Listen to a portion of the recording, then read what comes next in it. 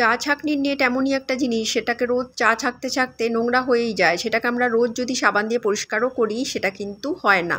চা ছাঁকতে ছাঁকতে চায়ের একটা যে কষ বা নোংরা সেটা এর মধ্যে ছাঁকনির মধ্যে বসে যায়। তখন আমরা বাধ্য হয়ে কী করি, চায়ের ছাঁকনিটাকে আমরা চেঞ্জ করে ফেলি, আর না হলে আমরা বেশিরভাগ সময় এর নেটটাকে পাল্টাবার চেষ্টা করি, কিন্তু এতটাই জাম হয়ে যায় অনেক সময় সেটা আমরা খুলতে পারি না।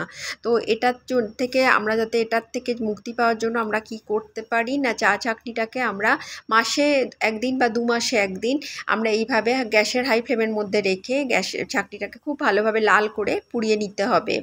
আর ঠিক একদম ভিতর অবধি এরমভাবে পুড়িয়ে নিতে হবে যাতে চায়ের ছাঁকনি যে কালো নোংরা সেগুলো পুরো সাদা হয়ে যায় পোড়াবার ফলে। পুড়িয়ে আমি কিছুক্ষণের জন্য ঠান্ডা হওয়ার জন্য রেখে দেবো। আর তারপর কলের তলায় দিয়ে একটা টুথব্রাশ নেব। টুথব্রাশের সাহায্যে কোনো ডিটারজেন্ট লিকুইড সোপ বা যে কোনো আমরা ডিশওয়াশ ব্যবহার করি লিকুইড, বা এমনি যে নর্মাল যেটা লিকুইড ব্যবহার করি সোপ দিয়ে আমরা খুব ভালোভাবে ব্রাশের সাহায্য নিয়ে কোনাগুলো পরিষ্কার করে নেব। প্রত্যেকটি কোণে ভালোভাবে, টুথব্রাশ আমি এই কারণের বলছি কারণ টুথব্রাশ সাথে খুব ভালো পরিষ্কার হয়। একটা পুরনো টুথব্রাশ দিয়ে এটাকে ভালোভাবে ঘষে নিলে, উপর নিচে খুব ভালোভাবে ঘষে নিলে এটা একদম ঝকঝকে পরিষ্কার হয়ে যাবে।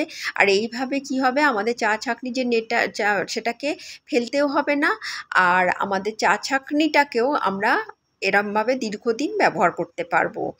আর দেখুন, এটা এরমভাবে ঠিক এইভাবে ঘষে ঘষে পরিষ্কার করে নিতে হবে, আর তারপর কলের তলায় রেখে পরিষ্কার করে ধুয়ে নিলেই কিন্তু ছাঁকনিটা একদম পরিষ্কার হয়ে যাবে নতুনের মতো। হ্যাঁ, এটা আমি বলছি না চা ছাঁকনি যে স্টিলের অংশটা একটু কালো হয়ে যেতে পারে, কিন্তু তাতে কোনো অসুবিধা নেই। সেটা মানে পুড়ে গেলে যেরকম হয় হালকা কালো ওরকম ধরনের হবে, কিন্তু ব্রাশ দিয়ে ঘষলেও রঙটা আবার অনেকটাই ঠিক হয়ে যায়। দেখুন কত সুন্দর পরিষ্কার হয়ে গেছে চা ছাঁকনির নেটটা।